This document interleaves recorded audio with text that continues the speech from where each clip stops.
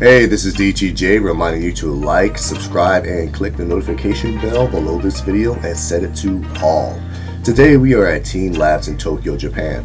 This interactive art museum is located right outside Shintoyosu Station. If you're driving there, there's an expressway exit nearby, and I'd recommend parking at the LaLaport Mall and walking across the large park to get there. Grab food at the mall and validate because parking out here is very expensive.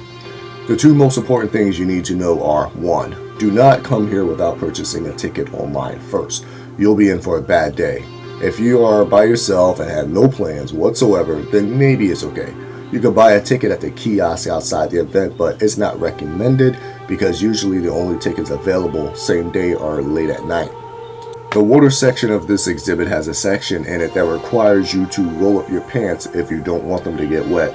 And when I say roll up your pants, I mean over your knees. The water level will reach waist level for 3-year-olds and thigh level for 4-year-olds. I'm a little over 180 centimeters and it came up just below my knees.